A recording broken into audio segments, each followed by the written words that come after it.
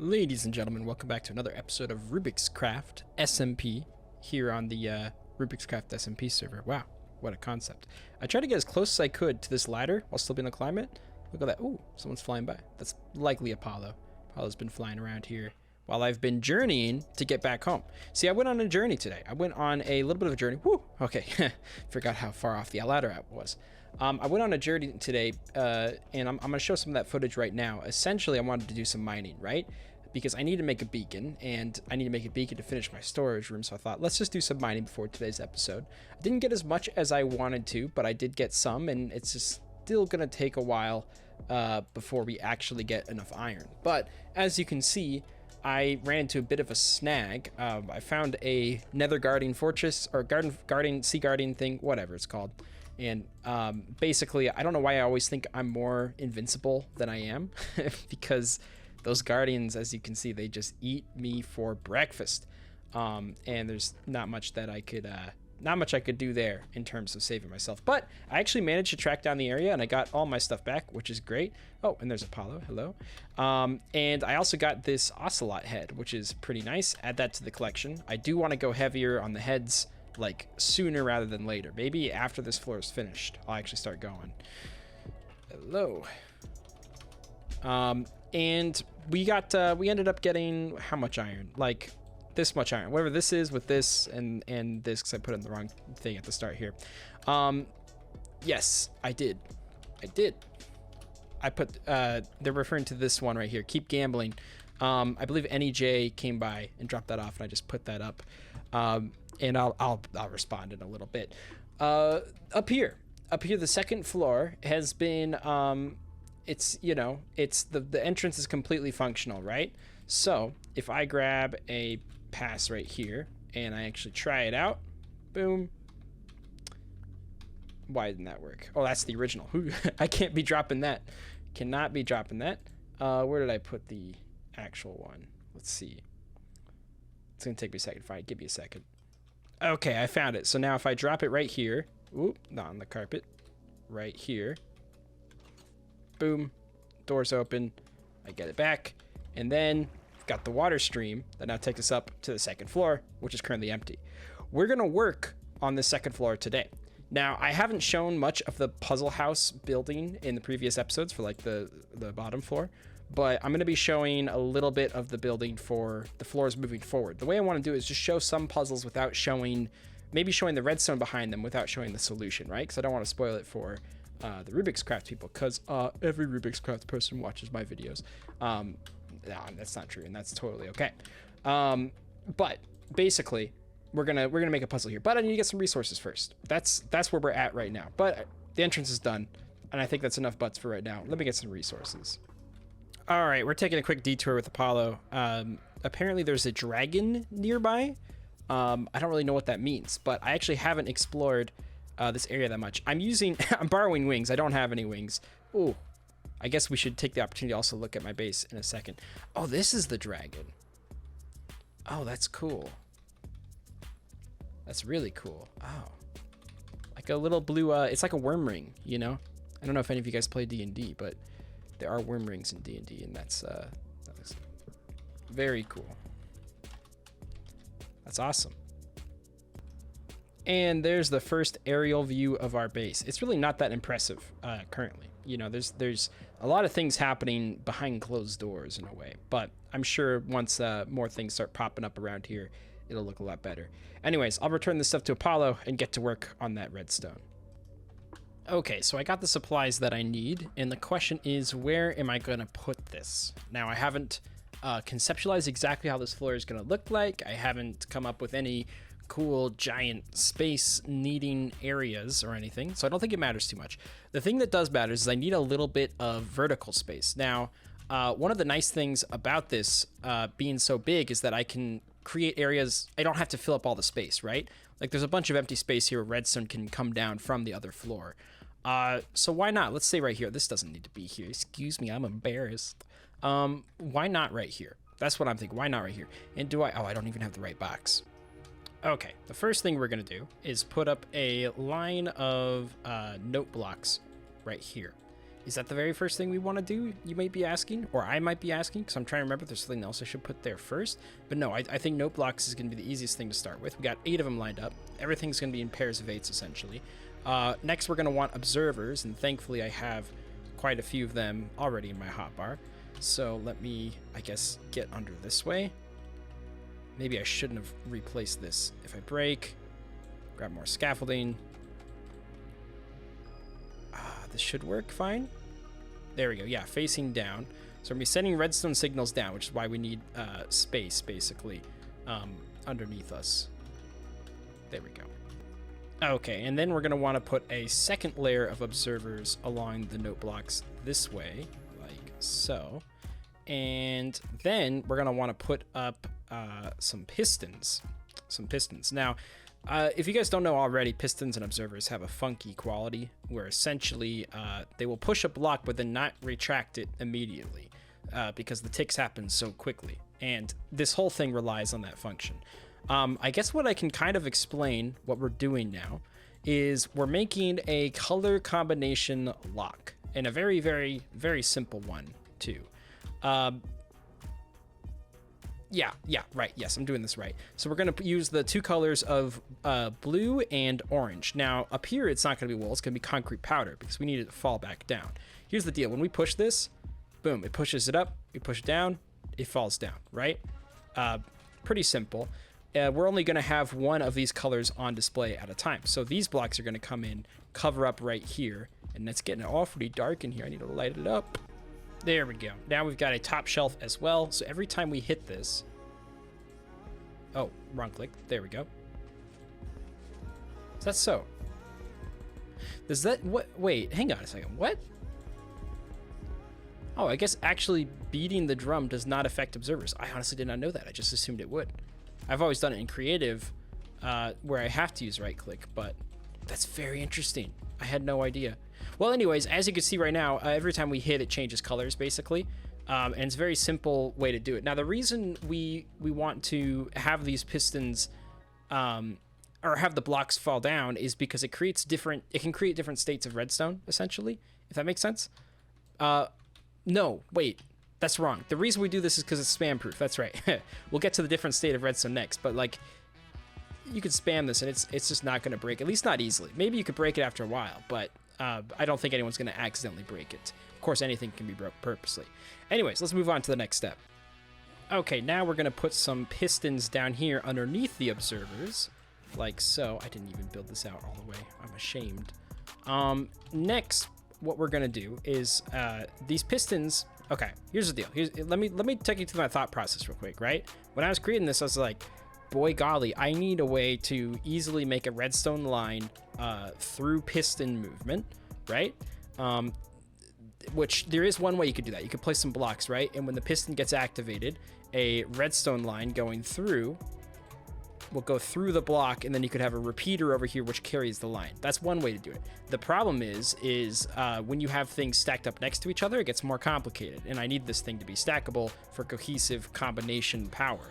However, I discovered something really cool, and I'm quite happy about. Powered rails, you know? I mean, I already knew that they could be moved by pistons, but what I never thought to do was to use powered rails as a combination system, right? And basically how that works is if you go on this side and place a redstone torch, it powers up the rail, right? But the power only continues all the way when the rails are connected. So right now, this is our color combination. But if I change this to orange, now the powered rail's been pushed over here. And if I change it back, it gets retracted and the power line gets cut. So we basically want to take all the power down this way. And only when the final rail, which will be right here, gets powered, will it power this observer. I hope I have enough space for this. Like so. If I can just put it there. Nope. I have to be funky about it. So basically what we got here is a piston that gets activated, which will shoot a redstone over, which will unpower this light. Hopefully, I haven't actually tested this in this build yet. So I need to, well, let's first reset the combination, right? Like so. So it's all blues, right? And this is going to be a jumbled powered rail mess. But let's say the combination was blue, orange, blue, blue, orange, orange, blue, blue. So blue, orange, blue. I don't remember. Yes, it was blue, and then orange. Okay, so blue, orange, and then look, it worked. It worked. We got the powered line going all the way through, right? So that's pretty cool. And I can change the combination to whatever I want just by placing these armored rails, right? I could change it every puzzle run if I wanted to. There wouldn't be much reason for that, but I could. Now, the puzzle itself isn't going to be just guess randomly until you find it, although if you want to try that method, maybe it'll work out for you. But I think it would be quicker to do it the genuine way, which is something I'm not going to tell you, because I'd be giving away the secret to this puzzle for not only other Rubik's Craft people, but for whatever when the world download comes out. I want you guys to be able to try it for yourselves too, so I try not to spoil that stuff. But that's how the combination works. It's kind of a cool, very simple design. I went through a lot of iterations before I landed on this one. It's really good for my needs, but I also feel like a lot of people could use this for stuff. I don't know. I've even considered maybe making a separate video just on this specifically. I used to do that in the past. I used to make a couple one-off redstone videos and stuff, and they were kind of fun. So I don't know. If that's something you guys would be interested in seeing, why would you? You just saw me make it here. But feel free to let me know or tell me something else in the comments. Anyways, let's move on to the next project for today. And our next project is checking out spawn area, because not only has work been done over here, but I got a specific request from Nate himself to check out his theater, which I was correct in assuming this build was Nate's. I was not correct in assuming it was a theater, because I didn't assume so. Whoa. This is a theater? Oh, that's the stage. I see. Oh, okay. This is, oh my gosh. Lots of glass. Yeah, that's crazy. It's a big grind. Nate's not to my understanding, not known to have like a ton of AFK time, right? So that amount of ticks is just playtime, which is pretty impressive. Wow, yeah, these hallways just go on and on. I had been on a server once that had a arena that was about this scale in terms of horizontal space, but my word, it didn't go all the way up like this one does. Like, look at all these floors. Oh my gosh, it's wild. Very cool. Do you think he's gonna miss this crafting table? I don't think he's gonna miss this crafting table. I don't envision that being something he misses. Oh my gosh, look how big that iron is. That's one giant iron. Boy, would it be nice to partake in some of that iron, but no, I must resist. I've gone this far without using iron farms for my iron, and I can go a little bit further. So the reason I'm over here is because I just now figured out that Quither has a farm apparently near spawn. So I'm pretty sure this isn't it, right? This is just a geode shop, right? I'm pretty sure. Gosh, I can't read that. Oh, it's got some sales. Oh, it's got a decent amount of sales. Where's Quither's thing though? Apparently it's by the tree, the spawn tree, right? That's NHJ's thing. It's still not restocked yet, but when it is, we will definitely partake in that in an episode. I'm just not sure where Quither's shop is. And it was only a matter of time before the image to map thing was used for memes, that's for sure. I don't know what kind of inside jokes these are. This is kind of funny though. You guys don't worry about that. That's a meme for the members of the server, and donating to keep it up and running. I've looked all around. I can't find this darn Quither shop. Oh my gosh, this is it. This is the shop. I didn't even think to look here. Listen, I know better than to read signs at spawn. They never say anything but cursed stuff. Except for in this case scenario, there's actually a shop for beacons where I sold a book coin for one here. This is 1 for 12 diamonds.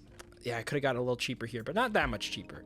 I got it basically at 200% of the cost. If my calculations are correct, in a way, because it's 2 for 20, and I spent 20, I only got 1. But 1 would have cost 12. Anyways, I guess that's that. But seeing all these heads, it's impressive. First of all, I have a duplicate. Oh, they already got a glow squid. Okay, I was gonna try to drop it. Every time I want to drop off a duplicate, it's already here. But seeing all these heads has really inspired me to get a little bit further in my head collection. I think in order to do that, I need to finally create the head hall. You know, it's not that much of a view, my base, right? When we flew over areas, excuse me, we didn't see much of a view. And one day there might be a little bit of a better view. But the one view I've always liked the best, I think, is from this mountain. Anytime I'm on this mountain, I just get I mean, it's not even necessarily the objects that are in view that make it look good. It's just, it's nice to have some elevation over some projects that are pretty big, right? Seeing these two, but being almost eye level with them, it's pretty cool. Of course, this is going to go way up in the future, but I've always liked this spot, like right here. And that's where we're going to build our little shrine, essentially. It's a head hall, but it's also kind of a shrine. That's what I'm going with. I did some math, and I looked at some statistics for how many mob heads are actually included in the modern head data pack. It's 174. 174 mobs currently in this update. That's a whole lot of heads, right? But I think if we stack them properly, and by stack them, I mean up in a wall like this, 1, 2, 3, I think we can get away with 4 and 5. If we can place heads all along in groups of 5, right? That shrinks it down to, you only need 35 columns of 5. And then if you split that into 2, because you have 2 walls, you know, that's like 16 or 17 or 18 or something like that, right?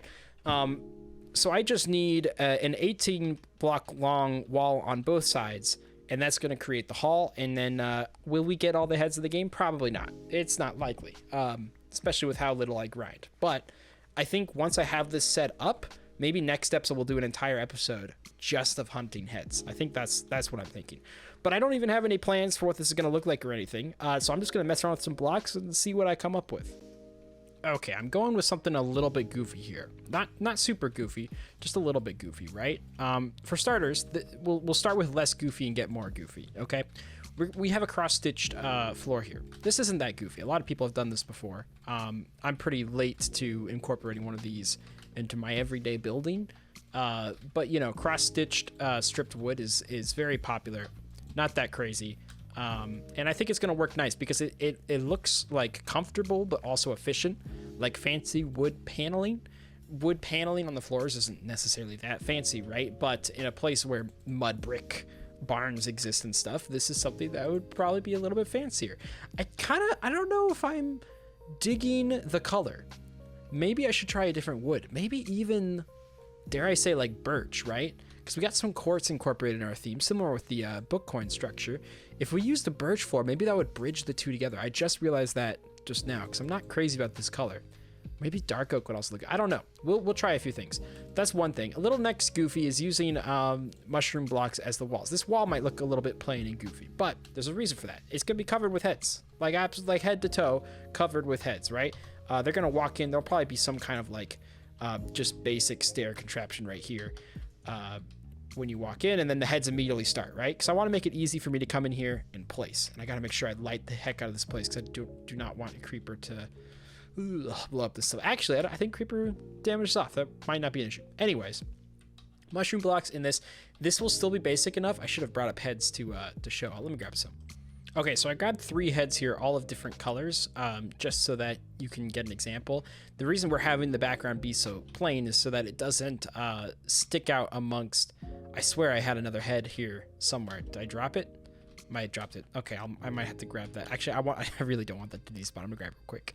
Okay, there we go. We got 3 different colors here, right? This background shouldn't be that counterintuitive to the stuff in front, so we're just keeping it really simple. And of course, heads are just going to go along all the way to the end on both sides. They're going to be categorized somewhat as best as I can, right? I'm not going to have actual dividers, so some things might be mushed together.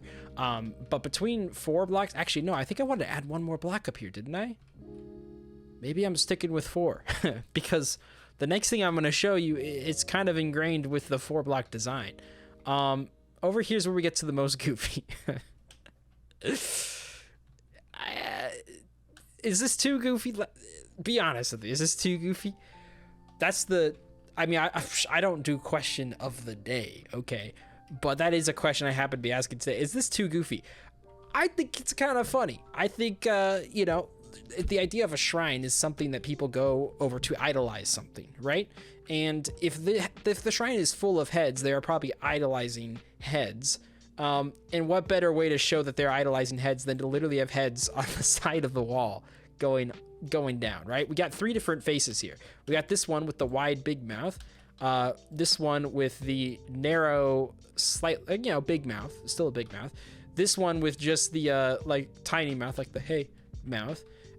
This one is same thing, but like just taller, right? So you keep getting a different mouth, even though they're sharing some eyes, and then it'll start repeating. Of course, I can't come up with different mouths for the whole thing. But what if that was just going along the side? Because if this stuff wasn't right here, this wall would look so barren on the outside. But I could just add another layer of blocks to make it look not barren. And I think even what would help cap this together nicely is even just a simple, here it is, spruce log, but specifically stripped spruce log that goes across the top like this. Even not spruced, how bad does that look? Let's see. Also, I broke this on accident. I got a fast pickaxe. That's my bad. Yeah, I mean, it needs some work, right? It needs some work. This would probably actually want to hang out instead of be right here, but all this stuff could be adjusted later. Work in progress, right? Maybe I'd even use birch. I don't know. Maybe I'm gonna try out birch and see how I like it. But that's the idea, is just faces go along the side. Now, I got to get a lot more resources. My main method of getting these right now is right over here. I'll show you. And this is pretty self-explanatory. But every time I have an open floor, it's a great spot to harvest some mushrooms. I don't even know why I'm placed on dirt. I realized I could just place them right. Well, maybe not. Maybe dirt is a good thing. Are these breaking on me? These might be breaking on me because there's too much light. I try to place them in between the light. That one's kind of close, but I guess it's doing okay. It's doing all right for himself. One of these we're just gonna break without silk touch because we want to get the actual mushrooms back. But yeah, you just grab some bone meal, place. You're sure eating a lot of bone meal there, pal. Maybe it's got to be lower. I swear this worked a little bit ago. Do I actually have to place it here? This is not a good practice. I'm gonna lose blocks from this. Oh, now we're inside the puzzle house. Look away. Shield your eyes. It's okay, I got scaffolding. This will be worth it, I promise. I'll promise. You guys have never seen a mushroom grow real time before. Actually, I may have already done this on my channel. I don't know. There we go. I don't know why that one wasn't working. Probably too much close to the light. But yeah, very easy way to just get some blocks. You break this to get those stems. But of course, we're more interested in this stuff up here. And that's how we'll finish the build in the next episode, hopefully, if all things go according to plan. But also next episode, we're going to be doing head hunting. I have decided. I want to do a full episode just of head hunting.